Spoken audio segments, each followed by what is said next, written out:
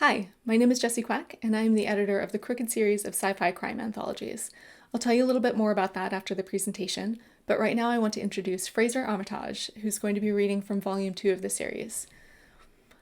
Frasier Armitage writes science fiction, which is another way of saying he's a self-confessed geek who sits alone in a room scribbling in notebooks about things that are currently impossible. When he's not writing, you'll find him with his wife and son, watching Keanu Reeves movies, reviewing books for the Fan Addict blog, or noodling on his guitar. He's a part-time robot, full-time nerd, imaginer of worlds, and resident of Earth. Frasier has won the Matthew Cross Writing Contest multiple times, received a Silver Honorable Mention from the Writers of the Future Award, and is the winner of the Pen-to-Print audio drama competition in 2022. His short stories have been published in blogs, magazines, and anthologies, and his debut novel is coming soon. Go ahead, Frasier. Thanks, Jesse. I'm Frasier, and I'm going to read Good as Gold, which is my story from the Crooked V.2 anthology, or a part of it. It takes place in the city of New Yesterday. New Yesterday is the title of my upcoming book, but the prequel to it, Yes Tomorrow, is available to everybody who joins my mailing list.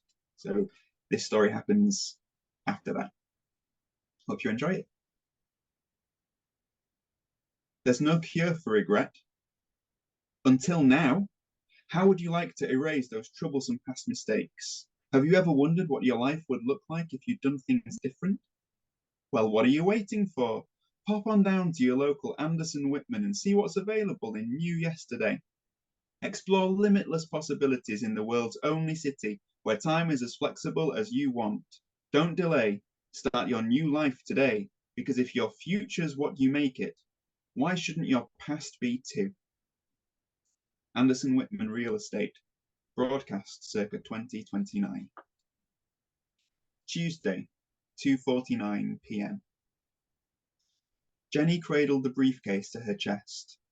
She gripped it as if it were a lifeline thrown to keep her from drowning in uncertainty, as if holding on to it was stopping the city from pulling her under and disappearing completely. As she stared out the train window, the view of downtown blurred into a single haze, fusing buildings together while the carriage sped along the tracks. She cast her gaze away from the window to scan the train compartment. In the seat opposite, a businessman peered over his glasses at a newspaper. Across the aisle, two teenage girls sat with a headphone in each ear, giggling at a screen. Did any of them know? Were they avoiding her gaze on purpose? Or was the briefcase just playing tricks with her mind? They couldn't have known. None of them. Could they? The train screeched to a stop and a glut of passengers spilled aboard, searching for a seat. The student behind Jenny kicked the back of her chair as they made room for an older gent who lowered himself onto the torn fabric with a sigh. As the train pulled away, it rocked back into its familiar rhythm, and a pre-recorded voice listed the remaining stops before they would leave the city, before Jenny would be free. Only 3 more stops, and she would be out of this place, out of New Yesterday, forever. The older gent behind turned to the student. Do you ever play that game, he started, when you're on a train, surrounded by strangers, and you guess the stories of the other passengers? For example, you could be a millionaire playboy posing as a commoner, or those girls across there, they could be internet pop stars who wanted a taste of normal life, and the people in front, they could be running away from their family with a briefcase of untraceable gold, Jenny thought before he could finish. Tickets, please, the conductor announced, entering the carriage. A shock of nerve shot through Jenny's stomach. She clasped her ticket and the photograph of her husband and son. She couldn't let go of it. Her arms wrapped around the briefcase. She couldn't let go of that either. But she'd have to let go of one of them eventually. Was she doing the right thing? Was leaving really what she wanted? Don't be stupid. It isn't real. The only real thing in this whole train is the fortune in your hands. She steadied her breathing and tried to seem relaxed. Her phone buzzed from her jacket pocket. It was Todd calling, her son. Jenny stared at the phone as it buzzed and buzzed and buzzed, louder in her ears than a swarm of wasps. The businessman opposite put down his paper. Are you going to get that? He asked. Jenny's heart thundered against her ribs, a storm clouding her mind. It isn't real. It isn't real. She tightened her hold of the briefcase. Only 3 more stops and then I'm free. But still the phone rang. and still she clutched the briefcase. 3 days earlier. The warehouse reeked of old diesel and despair. It was where they always met before a heist, a reminder of what they were doing this for. Thanks for coming, Jenny said from the head of the table, her blonde hair falling in a perfect cascade. Her two stocky colleagues stood in their usual places, one on the right, one on the left. You got a job for us? Pete asked, as if she would have called them back together for any other reason. Pete was the sharpest one, with a nose to match, jagged and angular, and his limbs the same, a collection of pointy ends stitched together. This could be it, fellas. The last payday we'll ever need. Jenny smiled in that toothy way which always preceded an over-elaborate plan. Where have we heard that before? Steve cracked his knuckles and stretched his neck from shoulder to shoulder as if he were preparing to go 12 rounds in a ring. He was a human bulldog, a soup of muscles and bulges all rolled together. Seriously, boys, Jenny said, this is the big one. It's a golden opportunity. Literally. You said that the last time, old girl, but here we are again. Jenny folded her arms. Oh, I'm sorry, Steve. Did you have somewhere better to be? She raised an eyebrow as if it were an accusation. You know you can change your mind whenever you like. No one's forcing you to stay. Let's see the job, Jen. Pete eyed the blueprints scattered across the table. Right, Steve? Steve nodded. Jenny pointed to the blueprints.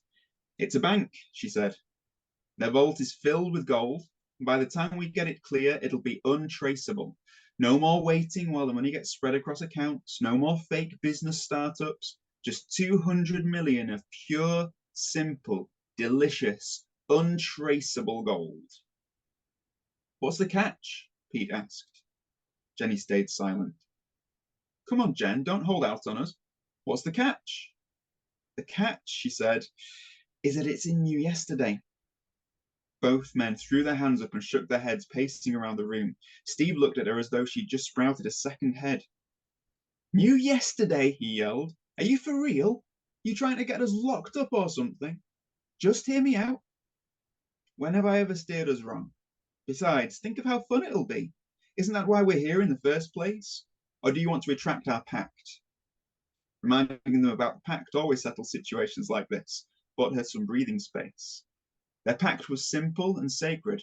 They'd vowed to be outrageous, to never go back to an assembly line of monotony, every day the same, living out their existence on a 9 to 5. It was why the three of them had bought the warehouse and kept it empty after their 5th robbery. It was here that they'd made their stand. This warehouse was their church, and chaos their religion. Pete rubbed his forehead.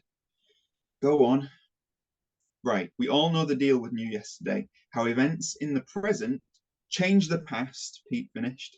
Change the past, Steve parroted. Jenny huffed a sigh. Are you going to listen to this plan or just complain about how impossible it is? Sorry, old girl, but it's New Yesterday. What part of that don't you get? We've all seen the advert, she said. If your future's what you make it, why shouldn't your past be too? But that's no reason to think we can't pull this off. Yeah, right, Steve scoffed, his exasperation escaping in an empty laugh. A bank robbery in New Yesterday is basically a suicide mission. Why, Steve? Why is it suicide? Everyone knows. People in New Yesterday can rewrite history as they want. If you go across the border without a lifestyle package, your past could turn into who knows what. Jenny shrugged. Only while you're in city limits. It doesn't change anything out here. Steve clenched his jaw. All right. So let's say we get into New Yesterday and we still remember who we are and that we're supposed to be robbing a bank. Why go to the effort? Why not just tweak a few things in the city and make a better life for yourself? Why rob a bank at all? Because, my darling Stephen, you've heard the stories as well as I have. If you start playing with your past, it's only a matter of time before you'll find yourself in some sort of trouble. The past isn't meant to be toyed with. Plus, Pete interrupted, you could live like a king in there and be a beggar out here in the real world. What good is riches in there if you can never leave? It's a prison, Jenny said, and nobody wants to live in a prison, right? Which is where they'll send us the minute they realize what we're doing. Steve rubbed his eyes. The police? Who else? If people can change the past on a whim, what do you think the cops will do when they hear a bank is being robbed? We won't have time to make a getaway. The police will change things so they'll have been on the scene from the moment we walked through the door. As soon as the alarm gets pulled, we're finished." "He's got a point there, Jen," Pete said. "If the police can change the past, they can arrest us anytime. Even before we committed the crime, they could have us in jail weeks ago." "Which is exactly what they're going to do."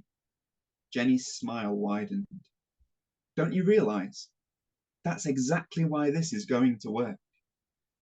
Hi, and welcome back. I promised I'd tell you a little bit more about Crooked at the end, and here we are. So what is Crooked? It's a series of sci-fi crime anthologies that have been edited by me, and the idea is that it exclusively focuses on including stories that are part of a bigger universe.